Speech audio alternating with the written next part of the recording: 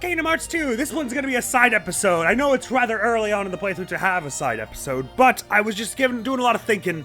With the way the last few episodes turned out, I was so overwhelmed by all the new systems they were adding to me. I figured it was time to just do a bit of wandering that did not involve progressing and learning any new skills, but just involved getting a better handle on the mechanics and maybe doing some side stuff and collectibles and things. And so we will! So just a few notes before we get into such things. Firstly, I'm really sorry about the way episode 7 turned out with the messed up audio. I was messing with it at the time because I was like so distracted by the new way my headphones were working that I was like, I need to change this mid-recording like an idiot. And I knew that would mess up the audio, but I was like, nah, it's probably fine, because I was so like muzzy at that point and just like, let's just get on with the recording. I'm sure however it turns out will be fine, probably. But of course I messed with the audio mid-recording, and so the audio stopped recording altogether. So I had to replace it, as you saw. My apologies about that. Glass half full. In doing so, I opened a new file in the easiest difficulty and just blitzed through, skipping all the cutscenes until we got to the ones where I could replace the audio for. And in doing so, I got all 200 orbs in the Struggle Champion battle at one point, and it gave me an Epic Games achievement for that. So, neat. So after last episode ended, I basically immediately wandered around Beast's Castle for a bit with Zero Experience mode turned on. Speaking of which, is it still on? No, I had the good sense to turn it off. I'm starting to understand more and more what reactions are all about. So basically, each enemy type has some number of reactions to them, like 0 to 2. It seems, on average. And there's no way to know what these moves are until you've fought this enemy several times, so it just really is a lot of trial and error with each enemy. And essentially, it is a parry specific to one of their stances or moves or something. So I haven't found any for the default Shadow Heartless. But of course, those bat things, basically anytime they try to attack Sora, you can just mash triangle to do the bat cry thing where he sticks them on the end of the Keyblade and whips them around. So you're basically invulnerable to those if you mash triangle. But I obviously got killed by the big round one last episode. Last episode? I think it was last episode. And I only, in playing off camera, sort of realized what I was sort of meant to be doing with them with respect to the whole reaction system. And I'll see if I can demonstrate it to you now, if Donald and Goofy don't just absolutely wreck them. So they've got that move they just use on Donald where they pat their tummy and then rush at you, but then when they get down to lower health, they have another move, which is very similar looking, but they sort of glow as they do it, and they slide on their belly, and if you're in front of them for that one, then okay, so now that I've got them down to low health, they glow like this, and they can do this move, which is that one, and which does a lot of health to you, and I pressed the wrong button to guard it, but you can mash triangle to parry it and just wreck them when you do that, basically. Sorry there, Donald. So I think it is like the previous game where they'll just get up after a while if no one heals them. But that kind of Heartless has a second reaction you can use on them, which I think we actually used within that little combo we did. Ooh, treasure I missed, by the way. And by the way, let's head out to this little ballroom thing, which I found off camera, because it's got a whole bunch of those large Heartless that show up, but let me just get rid of this one, because there's, later on, after you take out these bunch, there are 3 of the big ones, which makes it really easy to practice their moves, which is what I did off camera, so I understood what was going on, and how I died and everything. But this move is easy enough to guard, and then they kind of scratch their head, and you can... Oh, okay, so now they go into half mode, and then they do their big belly slide thing, which does ridiculous quantities of damage, which is a new move, I'm pretty sure, to this game, so I wasn't expecting them to... the recycle Heartless to have new moves, but you can just straight up parry that consistently every time. And then a bunch of them show up in the middle, so I can show you some of the other stuff I was talking about. Also, fire seems reasonably good in repelling them when they do any kind of thing where they run at you, whichever move that be. But if you knock them on their butt with something like this, then you get this opportunity to do full swing there, which I didn't seize at that time, but you just hit them with a big attack, basically. So it's not that they only have one move where this is an applicable thing, but there are multiple stances in certain circumstances for each Heartless, or there can be, where these reactions are applicable. So it's fully the only way to know would be to absolutely memorize every enemy in the game. So the first time you encounter an enemy, basically, you have to play very defensive and wait for opportunities to use such moves. So now I know that as soon as it's glowing, it's going to do the belly slide. I should just back up and just mash triangle, basically. Oh, never mind, you actually have to time it. Okay, see, I had no way of knowing that until literally just now. So that's what I mean when I say the enemies in this game have a lot of trial and error to them. I only barely was able to figure out off camera that this enemy's belly slide move was the one you were supposed to press triangle to guard. And with your friends always whacking them and everything, it happened so fast I had no way to determine if there was timing to it or a hitbox to it or anything until literally just now when I pressed guard and Sora went and then put it down after a second because actually it's something you have to time. You might say I should have known that because the other guard works that way, but I think there was no way for me to know that until just now. So this is what I mean when I say the monsters in this game have a lot more trial and error than the two we've played so far. This reaction command is a thing that is literally just like an element of chaos. You have no idea what it means until you've battled against a certain enemy. Wow, we're getting a lot more loot this time. Which is why I was thinking that, combined with the fact that I suck at using the drive mechanic because it takes away my guard and takes time to charge, and like I'm barely used to using it at all, and like messes around my whole mechanic. I was thinking I might just carry on with this game and kind of like, for the most part, avoid reactions and the drive mode until I really hit a boss where I think it's crucial. So there was an instance also where the full swing, it had a hitbox that I messed up. It wasn't just a press triangle to win situation like it is with several enemies. So I did the right thing and waited long enough there. Okay, you can't guard the grip impact on the ground. That makes enough sense. Anyway, sorry. Yes, I know I'm sort of babbling all over the place and then getting distracted by the fight, but ultimately that's what I was getting to, is I think what I might do, I think I tried to bite off too many systems at once, and it was too many systems for me. I might later on try to incorporate the Valor system and the reactions more heavily into my strategy. It seems like there are some boss fights that are going to demand that you use the reactions, and that's alright, I guess. But for the moment, I'm thinking I'll just, like, carry on as I was in the Roxas prologue, mostly focusing on my guarding and my movement, until I reach such a time where I'm thinking I have no choice but to interface with the Valor systems and etc. Or like I hit a boss where I'm really not doing enough damage quickly and the Valor system is needed, because I seem to have actually my only death so far have occurred when I was trying to shoehorn in the reaction system or the Valor system. I've not died any time until I started trying to do that, so I take that as a sign that I should not be trying to make things too complicated too fast. Unless it's anything like this where I really definitely know okay, there's a timing to it and you press triangle and then do it. I should mostly focus on my guard because it served me very well, and just not overcomplicate matters. So what I was thinking we would do this side episode is do a little fighting around the castle, grind up maybe 1 or 2 levels just so that we can be nice and prepared for the next major story thing. Maybe buy a few pieces of gear as we get the money for them. Do a bit of crafting if it becomes possible. I have my doubts. Ooh, my magic increased and I learned magic lock-on. So that means like my blizzard and things will actually like tail enemies. Automatically locks onto a target when casting fire, blizzard, thunder, or magnet. Interesting, magnet. Happy with that. So we'd level up a bit, scour the areas we've already been for any pieces of treasure we might have missed or anything. Have a look at the journal to see some of the new entries, and then maybe play through some of the gummy ship missions we just had and the sort of mission 2s we unlocked in the last few episodes. Or was it just last episode, I guess? Yeah. Just have a good little side episode where we get some stuff done, because I was feeling so overwhelmed last episode, and I think it probably really showed by the end. And I just want to feel like I've regained some control over the situation, if you see what I mean.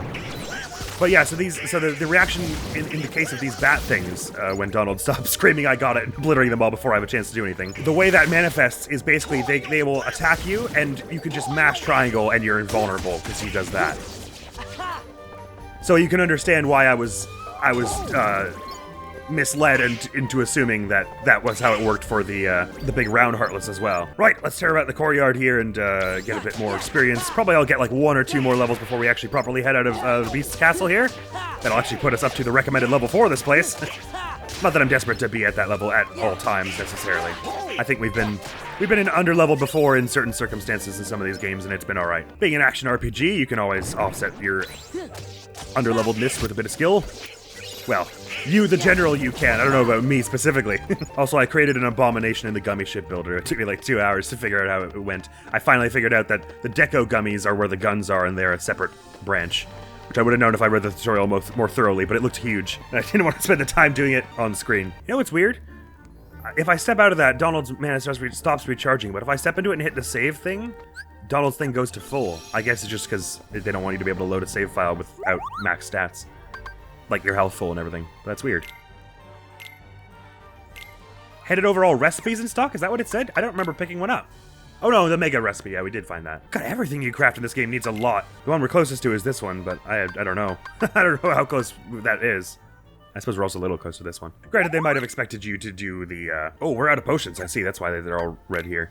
I guess my friends have been using lots more than I realized. They might have expected you to do the other world first, considering it had a lower level, so that may be why I feel like I'm missing a lot of crucial crafting ingredients.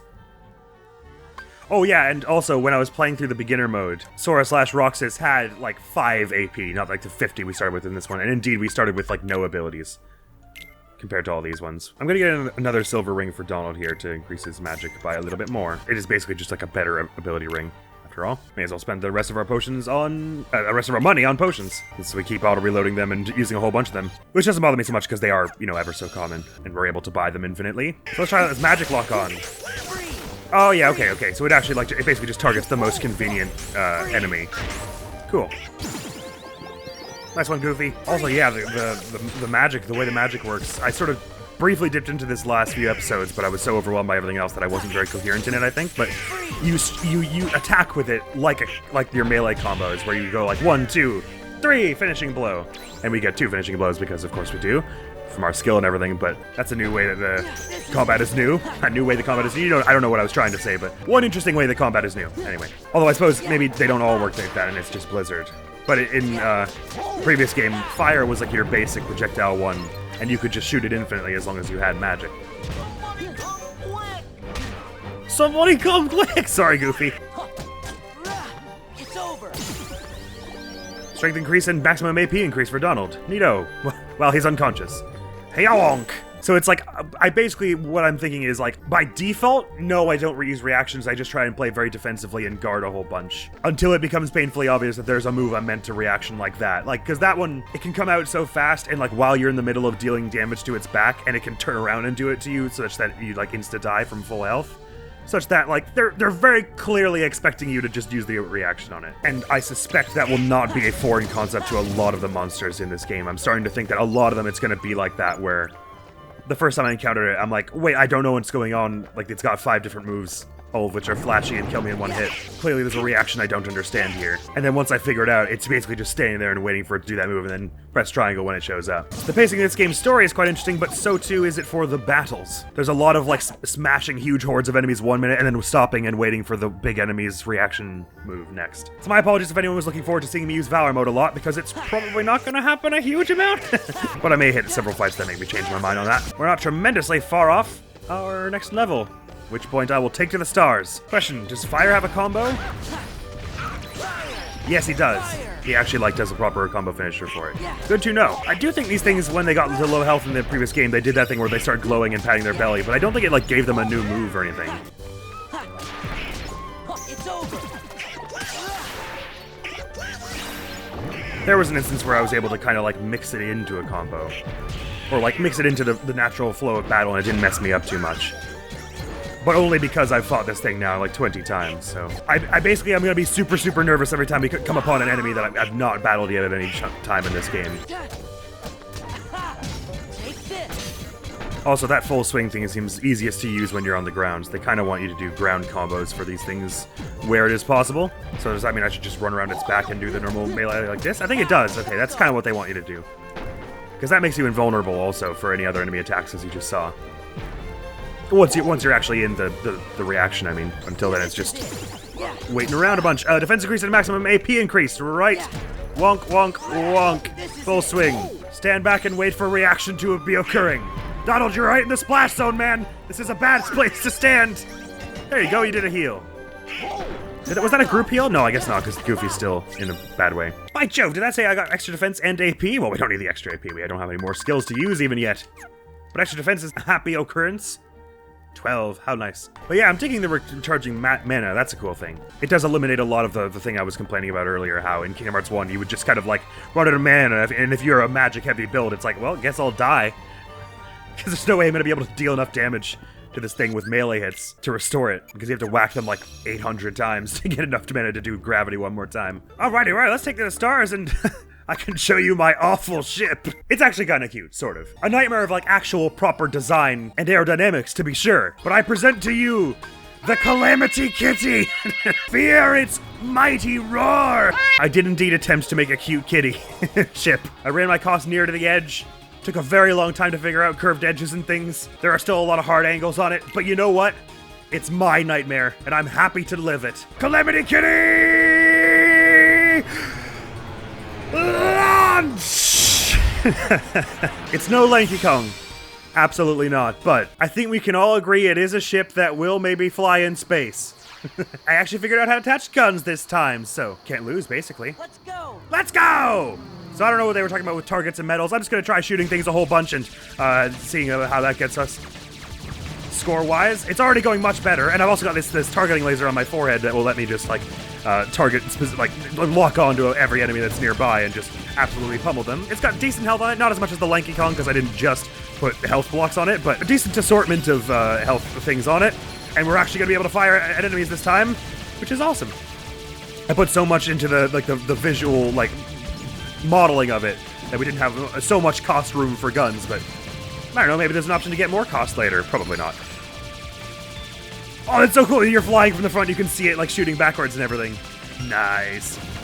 I guess that means the guns are supposed to pivot, so the fact that I've stuck it inside the cat's cheeks doesn't really make any sense. But you know what? Lock on and shoot lasers! Yeah! I think we're already doing a better score than we did last time, if I were to just go out on a limb here. I feel like we're having a better score already. We have, like, we almost have as many digits in our score as our old score was, which is probably a good sign. Lock on! Blam! Shoot! Fire! Fire! Fire away! Fire at will! I don't know what really recharges your, like, lock-on laser, but they do seem to recharge, like, over time or something. Oh, boy. Oh, no, these are rewards. I'm supposed to be gathering these. Sorry, I thought those were projectiles being shot at me from that thing, but I destroyed that thing and then it was giving me rewards. I see. I've been trying to avoid those. I thought these were the bullets the whole time, but no, these are the things you want. Got it. Well, hey, 75,000 points can't be, like, horrible. You have to imagine. And I guess those shiny yellow things are the medals they were asking us to get. They asked us to get 10. I don't know how I'm getting them. Is that just from my score? And the blue, like, compass rose or whatever that's supposed to be, I guess is, like, parts? New parts I've picked up? I'm not quite sure, to be honest. But I'm sure we'll have a better sense of it by the time we're at the end here. So this game, I think, unlike the Kingdom Hearts 1, it's not like you have to gather, like, a supply of each individual part, I don't think.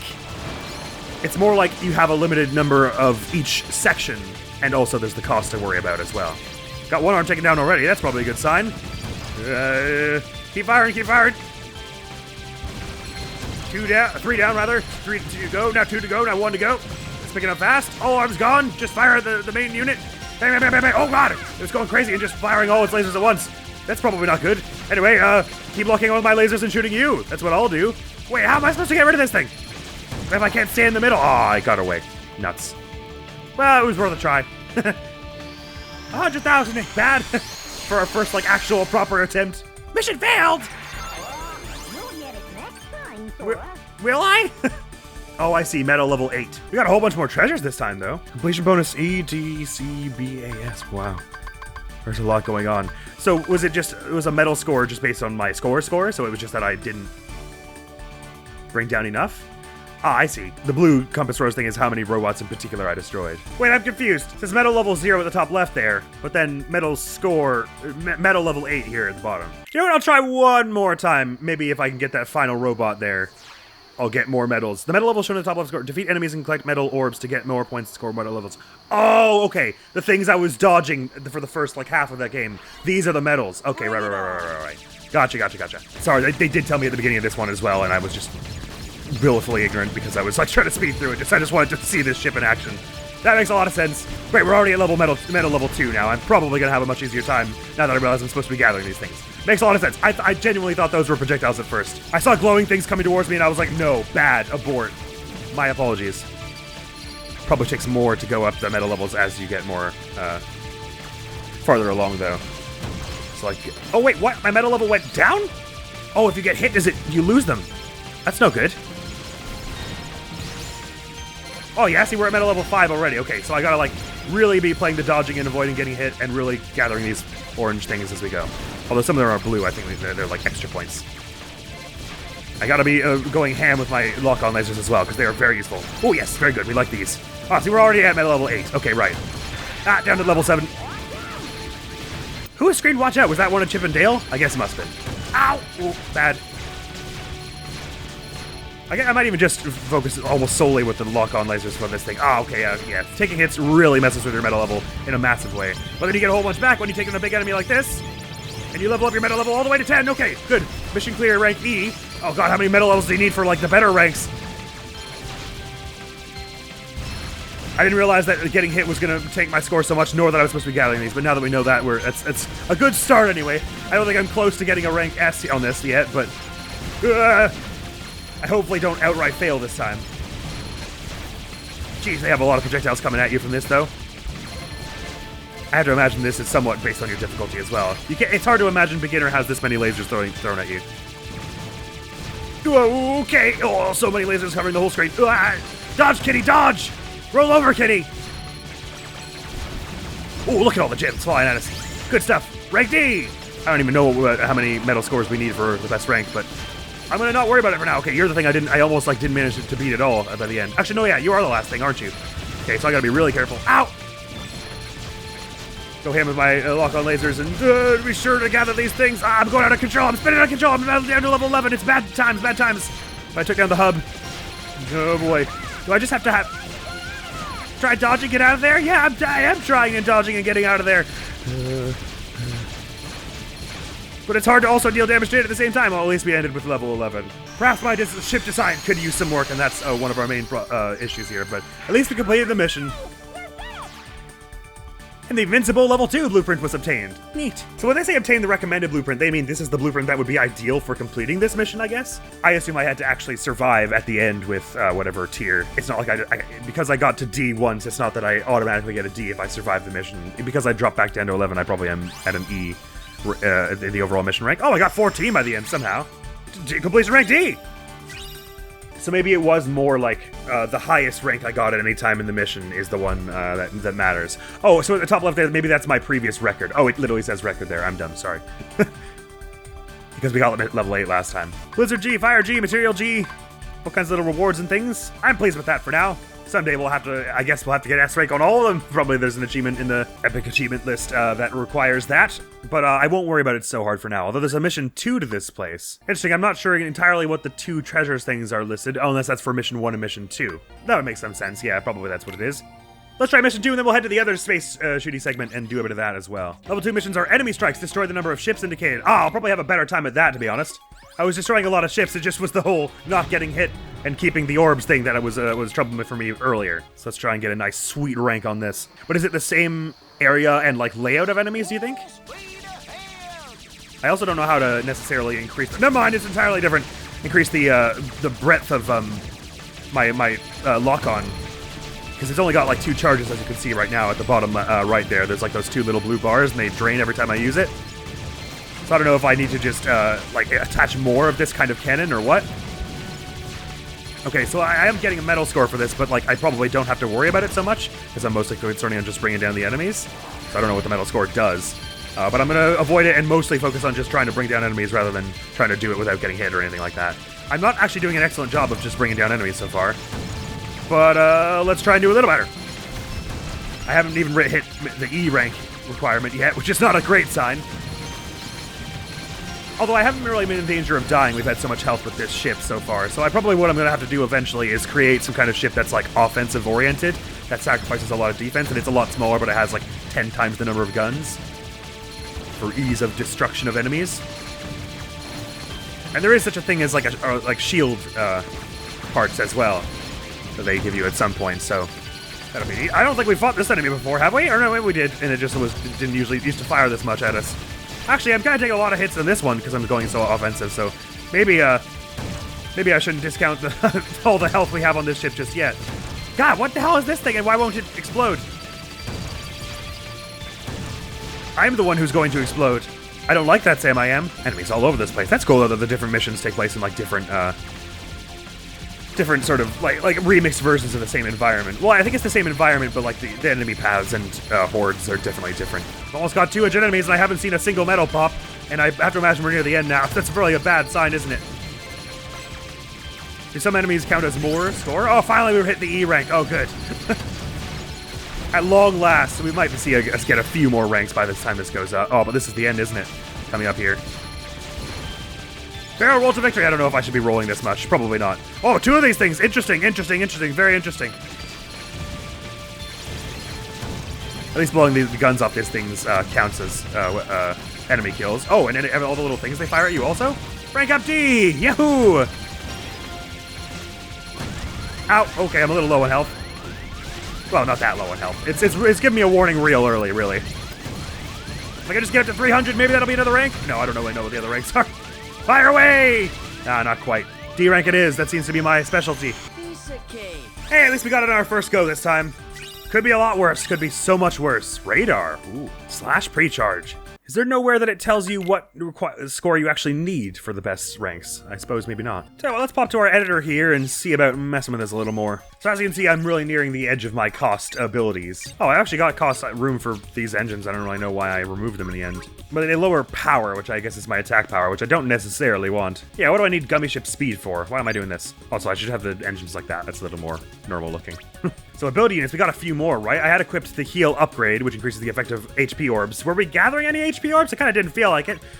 Charges the slash gauge so it can be used at the start of the course. Now that is probably for these slash gummies that are like weapons that... oh, we got one! Uses the slash gauge to unleash a forward attack that cuts through enemy defenses. You can add more slash gummies to set up combos. Interesting. Yeah, how many more weapons have we got since the last time? Oh, Blizzara. I never did try the gravity because it's really costly. We've got all kinds of new weapons. Oh, the laser rounds. Should we? It might be worth even tweaking the assortment of our guns for the next attempt here. I still don't have any of the melee attack gummies. Sorry, but what was this one? Increase the damage dealt by cannon attacks. Oh, I absolutely want that. I guess that means projectile gummies in particular. I do appreciate also that you designate deco gummies separately from the main like unit, so you don't accidentally like delete a block while you're placing a cannon or anything like that. Let me just get rid of all the weapons I've got on right now to see where that puts our cost. Okay, yeah, that's like half the cost of our thing. So I'm curious about this round that scatters when it hits a target, but also those lock-on lasers have been very useful so far, so we might just want to like go all in on them. I don't know that it really came across here, but what I was trying to do was make it one of those cats that's like sort of that nice grayish brown that like sort of, and they have like patterns that go across their face. I can probably change it to actually be sort of like gray and black later. Although I kind of like this like weird green and brown scheme. Well, doing it this way, we've got a little bit of extra. I could put one more gun somewhere. Put it there, I guess. Let's find out how these gravity guns do. Let's proceed through asteroid sweep and try and do better than I did on the previous metal gathering mission. This is interesting also though. It's appearing as though we're only going to get 9 of these sample blueprints. So will I have to like swap them out later or like choose which ones I want to keep? I don't know about that. I mean, not that I can really see myself using anything other than one of our ridiculous ships at any point during this. Defeat the rare yellow and red enemies, pick up special orbs containing gummy blocks. Oh, good to know. We want metal level 10. It'll be a start anyway. Ooh. Okay, I do like that. Those are very nice guns. They're like, they make a huge impact when they actually land, and they kind of fire straight. But I am feeling the missing lock-on lasers. I do kind of wish I had those at the moment. No harm, no foul. This is nice because it clears a group of enemies real quick. So I don't even need to lock on if there are no more enemies left. I gotta remember to be getting these orange things as we go. Alright, we're already met a level 4. Not bad, not a bad start. Okay, but they're gonna swarm us pretty quickly in this mission, it would seem. So we do want to be rather on the cautious side. Oh god, I missed a whole bunch of gems just there because I was trying to dodge fire. I'm thinking, yeah, okay, I am really liking these gravity guns. So maybe if we did like one of these and like one of the lock-on lasers, that would be pretty awesome. It's been a little slow on the uptake of letting me know which gummy I picked up there. Wait, does this thing have a lot of health or is it... Oh no, it's just defended on the front, I see. Cool. Right. Those enemies, you can't take them down when the ship does not fly at a conducive angle, I see. Right. I love the way the kitty's cheeks glow as it fires endless barrages of the gravity. Hit rank E already? Not bad, and there are a lot of hordes on the ground here we're about to take down with these gravity things, so might get just one more metal rank as we gather up here. Yep. We haven't been doing too bad at avoiding enemy fire, even without the lock-on shot, just clearing enemies out post-haste, so that's nice. A comforting thought that if we did the gravity plus the lock-on, we'd be in real good shape. I'm happy with that. Here's one of those yellow enemies that was rare, they told us, to have gummies, but I've got hit 6 times trying to beat it, so that was probably ill-advised. Ow. I'm not gonna get past the E, am I? It's not looking good. I think this was somewhere close to the end of this track. But yeah, I had no idea what I was doing the first time I came through here, because I didn't even have a gun, so there was no way of getting the medal score, I guess. But even if I did have a gun, I had no idea what I was doing. 14 ain't bad. That might bring us near a D. We just get a few more of these. I obviously don't know what a D is, but 16, come on. That's not bad. Oh, never mind, that was the end. It's not great. At least it lets you know what the next rank up is. The Falcon level 1 blueprint obtained. And the Falcon level 2 blueprint obtained. And the Invincible level 1 blueprint obtained. There's a lot of blueprints obtained. Oh, that was a D. Okay, neat. Oh, wow, look at that treasure list. Whole bunch of it. Oh, okay, so the treasure list, is that just from actually, like, literally picking him up from fighting enemies within the mission? It's not like on the left there where you have to, like, fulfill some requirement and it's granted to you at the end. These are literally the ones we picked up from blowing everyone up. Cool. Let's doctor this a little bit now and see if I can manage. What I'd really like is the 2 gravity guns as we have them now, but then also the laser on top, but I don't think we have the cost for that. I guess I could get rid of the jets, maybe. Oh, we have a super upgraded lock-on as well. You can lock onto 4 enemies, but it takes 200 cost. I don't think it's going to happen. So firstly, let's get rid of this fire thing, because it was doing basically nothing. That does not grant us enough for another one of these. How much are those engines costing us? Oh, they cost like nothing. That's not going to give me enough. Tell you what, this gravity thing is awesome and I want to keep it. Let's just put them both in its forehead, I guess. Well, wait, with that, do I now have enough for this? Oh my god, I do. Which case, I guess we just hide the gravity one in its, like, vaguely in its mouth area. So that no one can see it, but it like, shoots it out of its mouth. Because I've only got one, I can't make it symmetrical. Because I've made my thing an even-numbered thing, and we'll just put that in its forehead. Oh, sorry, let's bump it back one so it's just the gemstones, like, poking out. Oh, no, that's not... It doesn't work like that. Never mind, sorry. Interesting, it, like, won't move just one square ahead here. It's either, like, poking out like that. Well, I guess it's fine. There we go. You can't see the cannon on the bottom. It's nice and symmetrical, and it'll shoot the gravity thing out of its face. I hope. I assume you don't ever get a greater cost than this, and if you want more room for guns, you basically have to make a smaller ship that's more easily destructible. Right, let's carry on for the enemy destruction mission. I might try out some of the sample blueprints later on, but I'm liking the process of enjoying our kitty, specking it out with different weapons each time and kind of feeling how we like it. But I'm really liking this gravity gun thing, and the lasers were already a favorite of mine, so this together should be excellent. Wait, now it's telling me to get as high a metal level as possible. Maybe that, like, multiplies my score at the end or something? I thought he said go dummy, but he says go gummy. Right!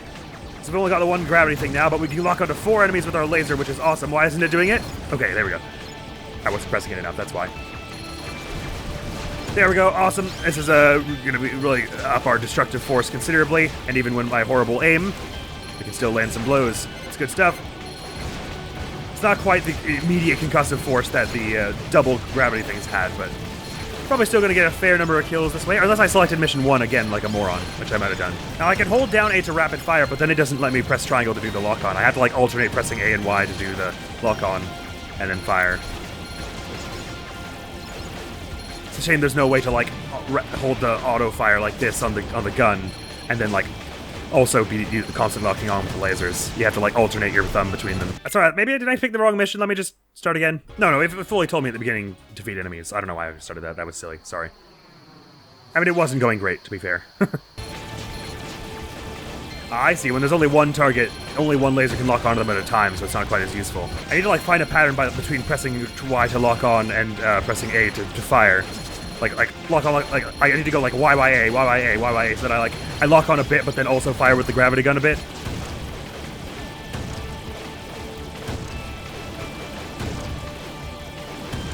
Oh, I finally took this thing down. Awesome.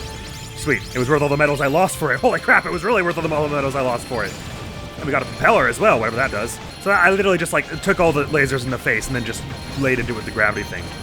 So maybe even on metal missions that's worth doing, because it gives you, like, 17 metal levels anyway.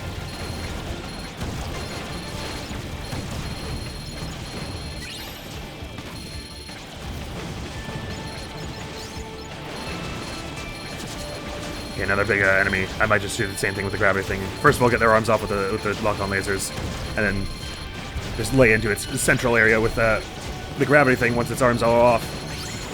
Rank up in D in terms of defeating enemies. So we can just, if we defeat the whole unit, we might just get a little bit more on that. And then just lay it with the gravity thing. Well, I've got a chance to just ignore all these lasers that's firing at us, just lay it with the gravity thing so we can deal as much damage to it as it does to us. And hopefully we'll get a bunch of these metal scores back that we're losing before they end. Just fire at will! Fire at will! Laser! Laser! Laser! No! Bugger, it ran away. So we had, like, what, 274 destructions on that? So does the metal score, like, multiply that by the end? I think it maybe does by, like, a little bit. But it's also letting us know what our highest medal score throughout that was. Interesting. Highwind Alpha model was the S reward for this. You know what? I just want to try the mission 1 on this one more time. I feel like this build has a decent balance between offense and defense with our 4 lasers. Like we can swap to an all offensive mode or an all defensive mode by like relying mostly on the lasers or the gravity thing, as the case may be. So I feel like it'll be good for getting us a good rank in this mode, because we can play defensive to avoid death by focusing on the auto lasers, which means we can get out of the way while attacking. But then also these cannon things, the gravity cannon is really good, basically.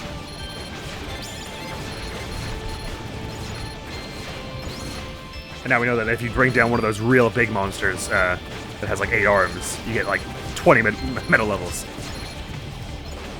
Ooh. Yeah, basically all the like rare red and yellow ones give you a lot of metal stuff as well as the gummy parts. It's bad if you lock onto an enemy off screen, because then the rewards that fly at you will come at you from off screen and you won't be able to see them. Good to know. Oh, nice, that was good rewards. I'm such a small enemy. Ah, man, I missed a whole bunch there in the corner because I destroyed them while they were off screen. Wow, okay, that's a lot. It's hard to get them all at this point. I don't think I got, like, nearly any of them. But we might be on course for a better record. Yeah, we already got rank C, that's good. Okay, right, yeah. I'm getting the cadence of what you're supposed to do in medal missions a little better now. Just gonna go all ham with the gravity thing on this one. Rank B, okay, yeah. The ranks start picking up pretty quickly at this point. Good to know. There's a big enemy coming, I think, and if we can just defeat them without taking too many hits, we'll get an excellent score, I reckon. Now, I remember that radar being pretty useful by the time we got it in the first game as well, though. So maybe we should put some emphasis on grabbing that. But a B rank is quite a good upgrade from where we were at a moment ago, so I'm quite happy with that. Step up in our skill level also. Is level 25 worth anything? Level 26 is worth an A. I guess level 30 maybe will be an S. Well, we're not far off it. We might just find out. Okay, we're a little far off it now. Ah, never mind. Bugger. Well, it was a good run. Not a bad run, that. Level 29 was our record, and I bet 30 would have been the S rank. Nevertheless, I'm satisfied. I've kind of got my fix of the gummy ship missions now. I feel like, much unlike pattern skins, I can make an actual kitty with fur. Oh, we got all the treasures now. I feel like much unlike the previous episode, I actually have a grasp on what these missions are about. Sweet. But surely later on, when we're more well-traveled, we'll come back and try and get S ranks on everything, and all the treasures and everything. I think it was just D, D, D, D. Hey! I'm starting to find a build for the ship that works for us, but also, it's like, the gap between D and C is smaller than the gap between E and D. And it just gets smaller from there. Like, let's have it read through Jiminy's journal. All the stuff that reads new. Let's get it unread. Oh, right, because there's an Ansem report we haven't read yet. That's probably the most important thing. While beings born of darkness and those lacking hearts may find them convenient, it is dangerous for others to make much use of the corridors of darkness. Darkness erodes the heart. So this is the paths between the worlds that nobody's been taking. Where we've been taking, like, Paths of the Light, which was like that big crown symbol on the ground in Hollow Bastion. In search of a place to proceed with my research and planning away from prying eyes, I found myself in Twilight Town. It's a quiet village, forgotten in the chasm between light and darkness. I situated myself in the basement of an abandoned mansion standing beyond the woods. Interesting. Okay, so Twilight Town was not solely a simulation. It is like an actual place that was being used for a simulation at one time. My underground research resulted in one new discovery after another. When a Heartless is born, the body and soul left behind are reborn into this world as a different being. But the soul is reborn, so it's still got a soul. A nobody. They possess different intentions than their Heartless brethren, and while it is unclear what these sentient things are after, it would appear they are responsible for much bedlam in the world. My erstwhile friend the King and his subjects, along with a hero wielding the Keyblade, are battling the Heartless even as a new threat approaches. This new threat, they have given themselves a fitting name, I suppose. These non-beings nobodies. A great number of nobodies have lost human form, as have the Heartless. Yet the nobody born of someone with a strong heart retains its shape, but with but the faintest visible changes. I see. Essentially, this is writer speak for. That's why the characters get people nobodies, and everyone else gets monsters. It appears my betrayers have retained their human forms as nobodies and are gathering more followers in hopes of furthering a new scheme. Organization 13, formed of 13 nobodies with my betrayers at its core, has divided into two. They are said to be carrying out some sort of research. Seeking to uncover the plans of this organization, I have decided to head for where 6 of its members have gathered, towering over the outer limits of the realm between darkness and light, Castle Oblivion. Right, okay, so the bunch we were fighting in Recom were like this sect of Organization 13. That's what I was getting confused about, because I was like, Axel betrayed those guys clearly at the in Recom, but then is back with the organization in this game, and I was like, why? It's because so I was like, did they just rebuild the organization with new members? But it's like they're 2 different like blocks of the organization who are no longer aligned. So his betrayers. So maybe they were. I was right that they were at one time aligned with Ansem, but they no longer are. But this is weird though. So my erstwhile friend, the king, and his subjects, so Mickey and Donald and Goofy, and then a hero wielding Keyblade, Sora, are battling the Heartless even as a new threat approaches. So this was written, if this was written by Ansem, it was written sometime near the end of Kingdom Hearts 1, or like maybe at the beginning of this game. And yet he seems to show remorse for all the stuff he did with the Heartless.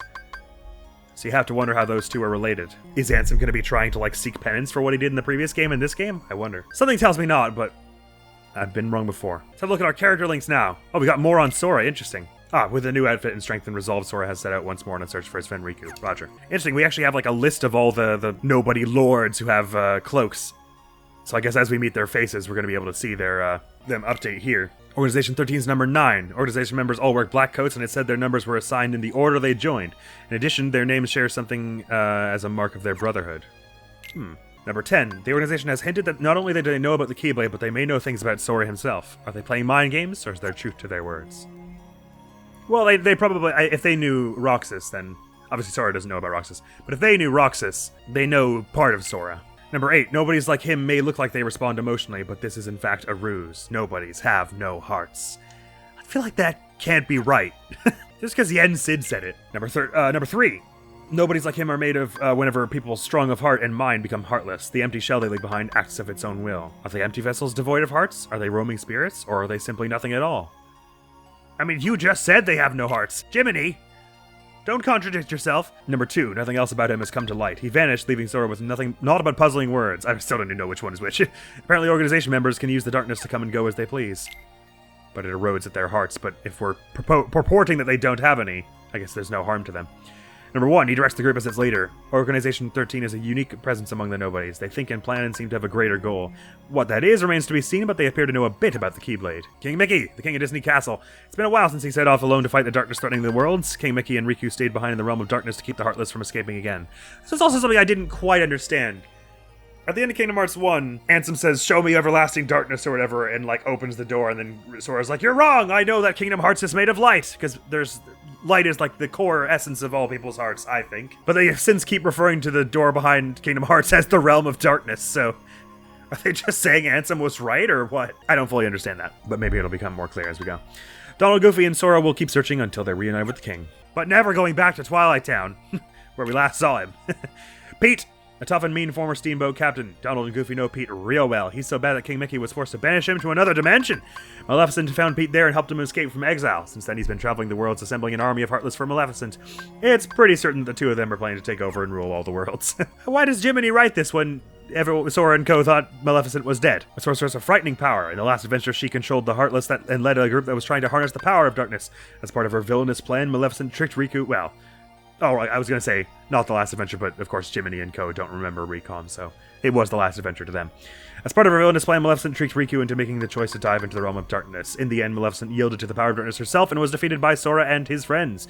While by using the last bit of her evil power, she was able to come back again sometime later. Evidently. I know this is characters who are less integral to that, like, main tree. Selphie from Final Fantasy VIII, a girl who lived on the same islands as Sora. She always played with Sora and the other boys. Selphie's whereabouts were in question after Destiny Islands vanished some time ago, but thanks to Sora's help, she was able to return home.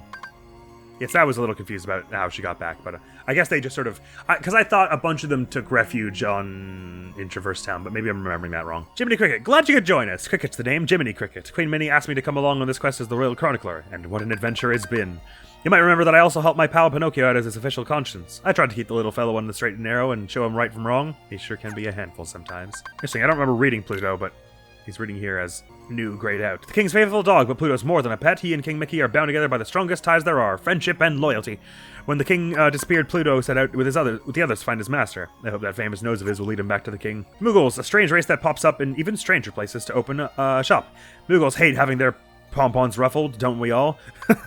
But the pom-pom rufflers just keep coming in droves. Maybe that's why the Moogles use holograms to run their shops now while they kick back at home. Oh, we have the different entries for Sora from Twilight Town, I see. Including his original version. These entries are a little different, though. Like Sora, Donald has fallen into a deep slumber but woke up moments before Sora did. They're happy to be reunited after all this time, but what lies ahead? Like Sora, he'd fallen into a deep slumber. He doesn't remember why he was asleep, but he's thoroughly refreshed after sleeping so well. Who can say what's in store for our 3 reunited friends? Hayner, a boy who lives in Twilight Town who has a bit of an attitude problem. Once he gets an idea, he has to live it! And Pence and Oleg get dragged along for the ride. There's bad blood between Hayner and Cypher, the town's self-appointed disciplinarian. I don't know, the referee guy made it sound like he was like an official disciplinarian. A boy who lives in Twilight Town. He hangs out with Hayner, their leader, and Olette, the responsible one.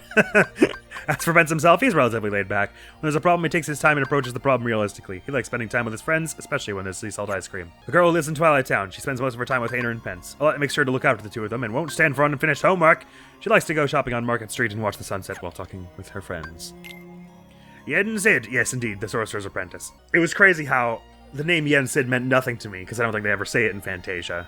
Or if they do, they don't say it like during the animated bit. But the second I saw his face with his slightly terrifying beady eyes, I was like, oh my god, this is from Fantasia! A powerful sorcerer, second to none. He tutored the king in magic. From conjuring up skies full of beautiful butterflies to parting an ocean, Yen Sid's feats of wizardry are, well, amazing. His name alone fills some folks with awe. Yen Sid shared some of wisdom with Sora and friends. He also taught them some valuable techniques to help prepare them for what they'll face on this new quest. Ah, Sleeping Beauty these ones are from. Kind of good fairy. Flora is always dressed in red. The leader of the group, she helps Fauna and Merryweather make the right decisions. Flora helps Sora prepare for his journey with just the right traveling clothes. This one's called Fauna. A sweet and gentle fairy, Fauna dresses in green. Always eager to please, she only uses magic to help others. Fauna helps Sora prepare for his journey with just the right traveling clothes. Merryweather, a spirited fairy dressed in blue. Merryweather can sometimes be a bit stubborn. Together with Fauna and Flora, she tries to stop Maleficent from harming others. I see why I was confused before. It automatically grays out the new, even if you scroll down a page. Interesting, so everyone has a different entry for each world. Not long ago, Sora, Donald, and Goofy waged a great battle here against Maleficent, whose heartless filled the castle corridors of Hollow Bastion. Leon, a swordsman who carries a gun blade. His real name is Squall Leon Hart. He took the name Leon to distance himself from his past self, the man who stood helpless as Heartless invaded his home. For some time, he took refuge in a different town, but thanks in part to Sora's help, Leon was able to reclaim his hometown. Now he works tirelessly towards its restoration. Sid, an engineer, tech wizard, and first-rate pilot.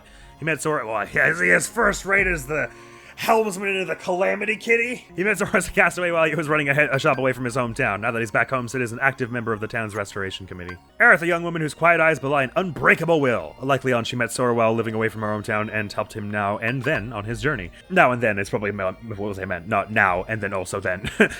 Now Aerith works with Leon and Yuffie to restore the town to its past splendor. One member of the town's restoration committee, a spirited girl who actively does her part to keep tabs on the town. She met Sora when she was living away from her hometown. Thanks to his help last time, the Heartless were ousted and she got to come home, so she's very grateful to him. Merlin, a powerful wizard who's currently living in Hollow Bastion. He's letting the Hollow Bastion Restoration Committee use his house as a meeting place. He has wisdom and magical powers that are second to none, except maybe Yen Sid, and he taught Donald most of what he knows about magic. He also has a mysterious bag that can hold anything, no matter how big it is. Just stuff Maleficent in there and we can close it up and never talk about it again. Scrooge McDuck! Scrooge McDuck and money! Donald's uncle. Before the Heartless appeared, he was using the gummy ship to travel across the world, setting up a big business empire. Scrooge has more money than most folks can count, but for some reason, he's pretty stingy about spending it. Nowadays, Scrooge is working on an ice cream venture he hopes will make him millions. Huey, one of Donald's 3 nephews, he was the leader of the bunch. He keeps Dewey's plans in line and makes sure Louie doesn't fall behind while they help out with Uncle Scrooge's ice cream business. You can spot him by his trademark red cap. The last time we saw Huey, he was working in Traverse Town, saving up for an expedition. Dewey always wears a blue cap. He's smart and cheerful and likes to come up with plans to have fun. The last time we saw Dewey, he was working in Traverse Town, saving up for an expedition. Louie is gentle and carefree, but notices a lot of things others miss. To find him, look for his green cap. Sora joined forces with the Beast during his travels last time when the Beast was trying to free Belle. Donald already knows the Beast. The last time they met, they fought together to free Belle. Yep. Ditto here. A hideous beast with sharp teeth and claws. Alright, easy there, Jiminy. A mysterious rose is his most important possession, kept in a glass case. Sora and his friends helped the Beast free Belle from Maleficent's clutches once before. I feel like the rose was something like, if he's able to care for it for a certain amount of time, the curse will be reversed or something like that. A girl who was held captive in Beast's castle. At first, he frightened her, but little by little, she noticed the injured heart he was hiding from the world. Belle is one of the 7 princesses needed to open the final door to the realm of darkness. She's very grateful to the Beast and to Sora for saving her after she was kidnapped by the Heartless. Don't read too much into this first paragraph. To the Heartless! Large body is what these ones are called. It will block attacks out from the front, so a good option is to perform a series of combos from behind, finishing with full swing.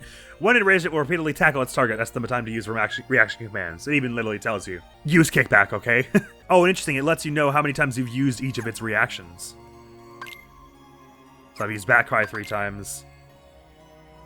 We don't seem to know about any for Soldier or indeed Shadow. I've already taken down 138 of these. Dang, they're all over the place. So I guess the journal is really going to be instrumental in this game, because like in Kingdom Hearts 1, like the journal would have the odd nugget of wisdom about the monsters, but ultimately you learn much more by doing. But since the reactions are so specific to each enemy, it's probably best if I just, the second I hit a new enemy, I go and see what Jiminy has to say about them, because I'm not going to just obviously immediately know what all reversals to use otherwise. Samurai.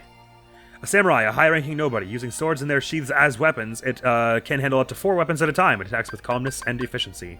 Make sure not to lose sight of it once it hides beneath the ground. After parrying its attack, it sits and waits, giving an opportunity to use reaction commands.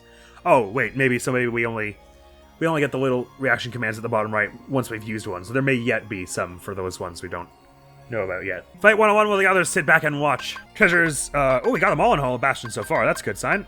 And a fair number of the ones in Beast's Castle as yet. Puzzle pieces, we don't have any new ones to assign. We can see there are a whole bunch in Beast's Castle. And these are just the maps we've got. Synthesis notes. Moogle level 1, type of materials obtained, complete collection list, synthesized recipes, 0. Now in particular for the areas we've traveled. Guided by a voice calling out to him, Sora awoke in a mysterious old mansion. He must have been sleeping there for a long time, but he couldn't remember a thing. Stepping outside, he found the town strangely familiar, even though he had never been there before. This is cool that it lets you know which blocks are new. There was little time to celebrate the reunion. You gotta board the train and leave town, said the king, who gave Sora... Sorry, that wasn't a very energetic Mickey. You gotta board the train and leave town! But the sorceress Maleficent freed Pete, who served her now. They acted like that wasn't a huge deal when he brought that up. Chosen wielder of the keyblade. You are the key that will open the door to the light. Yes, most of this is reasonably recap and is not terribly new information, so I'll kind of start skimming. Good. Album. Awakening. Oh, okay, just these little pictures with memories on them. That's cute. Although interesting that we don't have a little Mickey stamp on it, so I guess it's not complete. In Villain's Vale, the Heartless were swarming as nobody's darted about. Sora was ready to take the entire horde on. Members of Organization 13 stood in Sora's way. I thought it was a nice opportunity to snap a sweet pic. Neato, and Beast Castle, we've got no album yet. That's Jiminy's journal caught up with for the time being. I'm just gonna see if we're allowed to pop back to Hollow Bastion, and if so... I really like the way they've done this, by the way, how you're able to fly to whatever area you have unlocked, but you just have to do the mission the first time. So it's basically like having the warp drive unlocked from the get-go of first game. Episode list. Oh, interesting. The beginning of adventure. I wonder if Hollow Bastion is peaceful now without the Heartless. Well, I wouldn't say it is either of those things, peaceful or without Heartless. My impression was there wouldn't be all that much more we were able to do at this point here. Guys, I wonder if Donald's got it. So I want to have a look around and see if there's like one more chest or puzzle piece that I could have gotten that I neglected to earlier on. But it seemed like maybe we were reasonably thorough, and also additionally that this place isn't actually all that large. Considering the treasures list is... Oh, well, I guess we know there aren't going to be more chests because we got these filled out, but... There should be 3 puzzle pieces we're missing. We know there was one on top of the Moogle storefront. There's one on top of that building there. Was there another one I was able to see but not get to?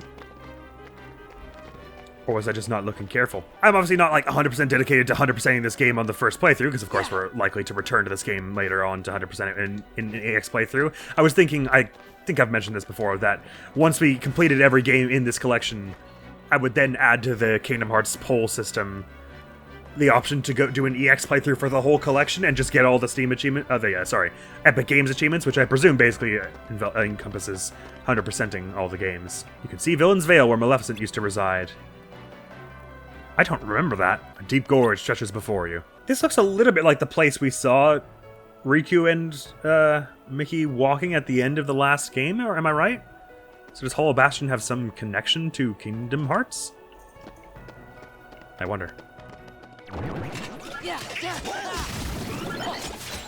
Oh, hey, there's a puzzle piece over there. It's just sitting there. I think I probably just didn't end up coming back here once we traveled away with the teleport point. Neat! Well, that does look an awful lot like there's a way you could go there later on in the game, doesn't it? Anyway, so we're probably gonna be back to 100% this game, this whole collection later on. So, like I said, I'm not absolutely insistent that we get every last puzzle piece and treasure box the first time around or anything like that.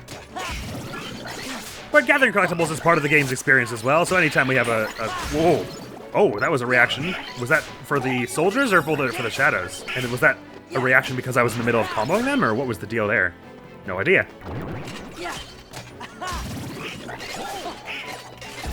Yeah, I think it's got something to do with these soldier things. There's no way through here.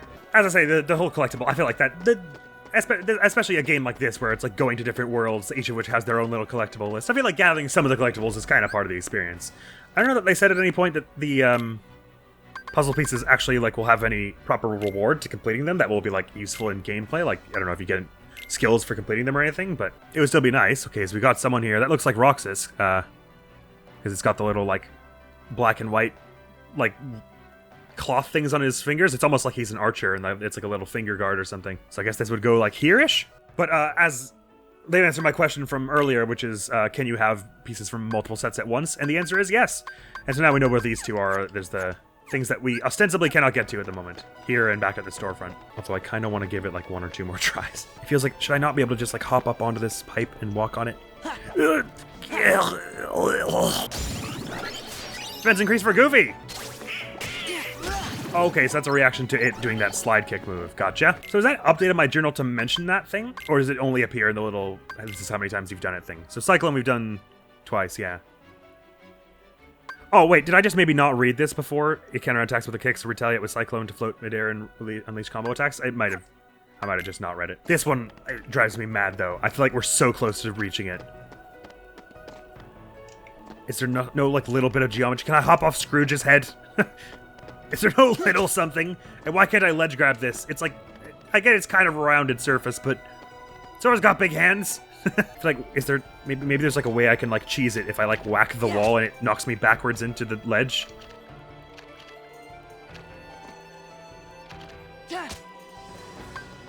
Valor mode! Oh, you can totally just do it that way. Okay, I just didn't try for long enough last time. Nice, awesome! Revert. Oh, hey, got us over here in the marketplace. What you doing here, friend? You're all working together to protect what's important to you. You can carry on precisely because you're together. It would be hard to do it alone. You're right about that. I do kind of want to get Goofy his second Shadow Anklet, but it's probably not nearly as important as stocking up on potions. That was part of one of the puzzle piece sets we already had, right? Awakening? No, Heart. It's an entirely different one. I see. Ooh, okay. It looks like I can see Goofy's shield there, so looks like... Oh, we can rotate these. Right, I forgot about that. So this looks like it's gonna be like the title thing, in which case that would put Diz on the right side around here.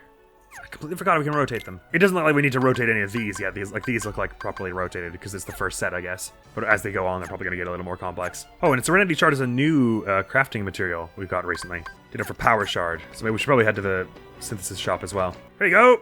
Oh, Power Shard maybe wasn't. It was just that we had 0 at the time. No, we should have had 0 of all of them. I don't really know why it was reading new. Let's purchase 6 potions. Right, and I say we pop back to the Beast Castle and get 1 more level for Sora, and we can call this side episode done. Wait, how did we come from over here the first time? Did we, like, jump off a roof? We might reach the point where they're using potions so fast that it's just not economical to keep restocking them. Goofy and Donald, I mean. But I'm alright having them use them for now, because honestly, just having us all have them, it means they're going to give us, like, extra heals here and there in intense battles, which is what the potions are for, after all. All the potions don't do any good if they sit in my stock. I'd rather overuse them than underuse them, I think. But you know what?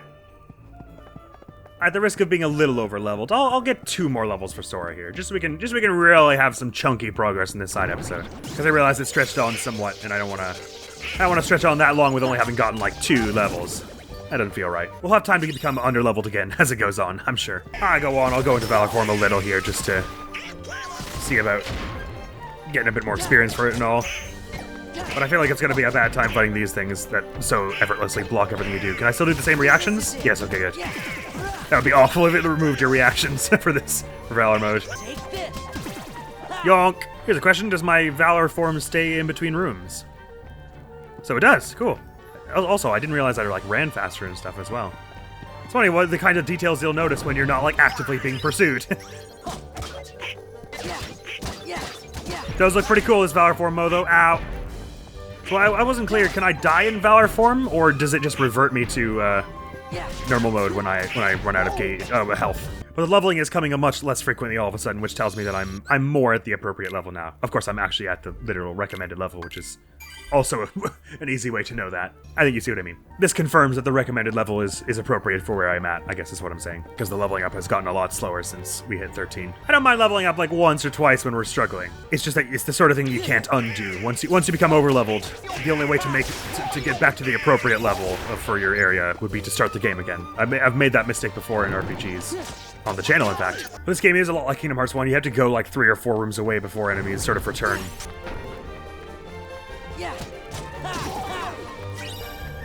So what I just did there was like a real risk, because if it had gotten up like a little faster, when you're in the air, you're very defenseless in certain ways. Even though it was on the ground at the time I chose to attack it. Strength increase for Sora!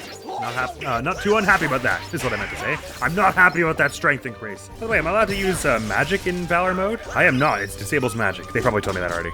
I'm just forgetting. At least my reactions are the same, though, so I can lure this thing into doing this and then whack it. Oh, wow. Shoot lasers with your finisher. It's probably one of, like, the 8 million skills this thing has. Now, my X no longer guards, but at the very least it does, like, a quick attack such that I could, like, parry when I'm trying to guard, if you see what I mean. But if I like mistakenly pressed it trying to guard, it would still at least probably do something to deflect attacks. Yonk. Okay, I was invincible, it was fine.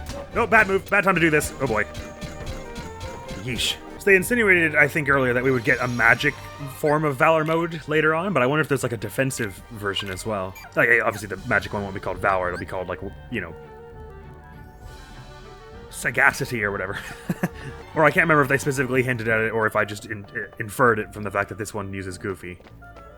I suppose if this one uses Goofy and the other one will use Donald, the magic one, then presumably there is no third one, unless the third one maybe uses both of them. And you get some kind of like ultimate mode.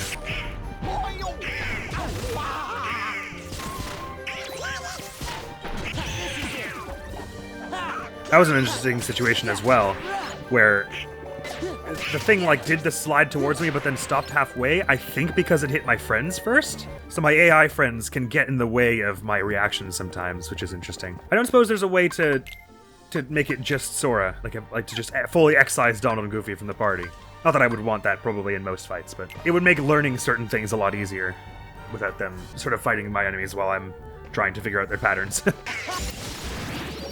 Level up for Goofy with another strength increase. Neato. I feel like he's been doing a lot less damage lately than he did, like, in the first hour we had him. So that is helpful indeed. Which is odd, because he's got more strength than I do.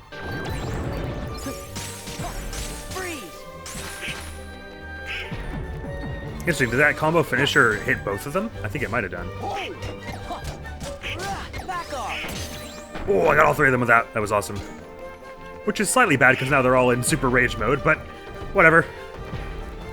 I'm somewhat invulnerable when using the reactions, so it won't be all bad. Oh my god, they all came for me at once! Level for Donald for strength and defense. I know there's a lot of the stuff we've learned in this episode is stuff they've already told me in like the tutorials, but I just need this time with sort of sinking into it. I can't learn it all at once, I'm afraid, in a bunch of tutorial screens. He jumps with like a backflip forward. That's so cool. The Valor mode is pretty awesome, like, visually and everything. The animation on it is, like, stellar. Like, it makes you feel like you're participating in, like, a super overblown anime battle. In the best possible way. I love it when Donald and Goofy just jump at the same time for ostensibly no reason. I know it's because, like, something about the geometry made the AI think it needed to jump, but it just looks like they're both like, you think it'll be funny if we just jump for no reason and psych Sora out? It is interesting that it's literally like the number of rooms away that you go that determines whether you fight enemies again, because we haven't fought any enemies in this entrance hall since I've only ever been going like 1 or 2 rooms away from it to all its adjacent rooms. In the same place, too. Must be something about the stairs geometry, but that's really funny. Ooh, Valor leveled up. High jump level 2. Oh, it jumps even higher? Seriously? Awesome. I didn't say what else did it say it learned? Maybe just some stat increases or something. Oh no, I got a new skill or something. Oh, wait. Oh, right. They said if you level up a bunch of your forms, you eventually get those skills in default, so I get a higher jump now because I leveled up Valor form. Okay, right. So I probably should be leveling up Valor form. If nothing else, we can get some neat skills for default form, even if I prefer to use default form by a fair bit. Wicked. Yeah, I guess this does feel a little higher. Oh, so wait, does that mean we could go get the puzzle piece and follow Bastion now? Okay, I have to try it now that we have the high jump level 2. I mean, come on. Oh yeah, and he does like a little backflip to jump in normal mode as well now. That's cool. Hang on. I can't just leave this alive. Now I have to see if the high jump level 2 gets that other puzzle piece. That'll be really cool if so. I was not expecting to get traversal options at a leveling up Valor mode. Any more than the base already granted us, I mean. Whatever the case, I'm very happy with how this side episode has turned out so far. I'm feeling so much more prepared in general for this game right now. Whereas at the end of last episode, I was like so ridiculously overwhelmed and like barely surviving is how it felt. And I don't just mean in the gameplay, I mean like I was barely clinging to consciousness. There was so much going on. I'm not sure what it is, but all of a sudden I'm like more used to the way these headphones are feeling than the previous day. Maybe I just acclimated to it that fast. Because they're still in the different mode that Windows decided to turn the audio to, where it all sounds a little different, but it's not bothering me as much today, and I have no idea why. This drive recovery is probably a bit of a waste to use here, but I don't care. I'd rather waste it here than never find the right time to use it. I don't think this will be enough to reach this now, but I'd like to try. Not if you do that. Oh yeah, I can just jump straight up these ledges now. Awesome. No, you guys bugger off right now. I'm trying to get a puzzle piece for gosh's sake. Yeah! Oh my god, it's totally enough to reach it. Hell yeah! Awesome. In fact, level 1 might have even been enough. Sweet, that's all the puzzle pieces in this place, is it not? That we know of so far, anyway. Awesome! Which puzzle was that for? Oh, for another one we don't know anything about yet. Sunset. Oh, wow, it's huge. Okay, this could literally go anywhere. It kind of looks... Oh, okay. So this is at a border, presumably. With a sort of blue edge to it. This kind of looks right. So I'm gonna put it like here. That's totally sick. I do like that this Valor mode isn't just a combat thing, but also gives you like little extra jumps and like it messes with your physics a bit. That like getting to new places is easier and things. That's really cool. Well, I'm curious now. Does my level 1 jump would it have carried me far enough to get to that? Probably not. I think it needed to be the level 2. What stellar timing then. That we only just leveled it up. I can't believe I already have 10 hours in this game. To be fair, like a fifth of that was building that cat. Defense increased and damage drive. Defense increase is something I'm very happy about, and damage drive is something I'm happy to learn about. Restores the drive gauge every time damage is taken. Oh neat, amount restored is relative to damage received. May as well.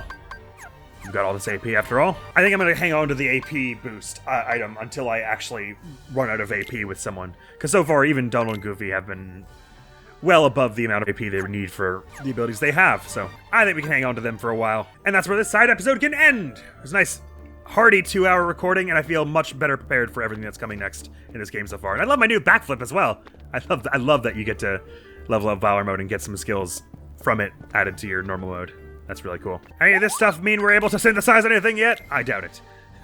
Oh, obtain Serenity Shard for completing the collection. But we already had, like, one, right? For obtaining a total amount of 50 or more. Oh, okay, so it's not just about types. There are a bunch of little tasks they want you to achieve here. Interesting. But no, none of the recipes are able to be fulfilled just yet.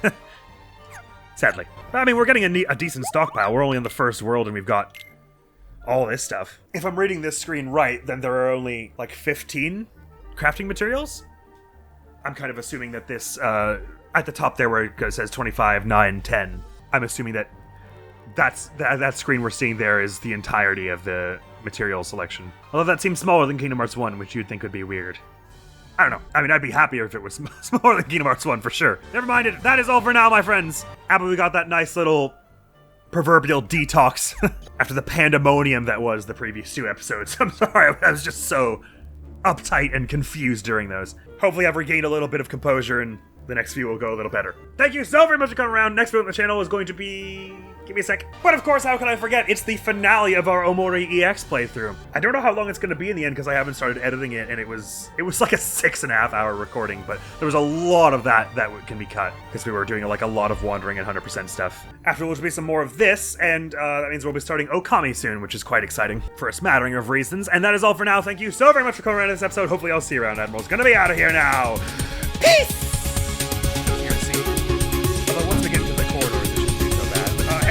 Notice things, please? Gosh, you're a kid. I'm not sure I want you on my team. Just joking. Didn't mean to be mean. Oh, wow. See how immediately they went to call hostile? That's how you know my reflex mode is running real thin.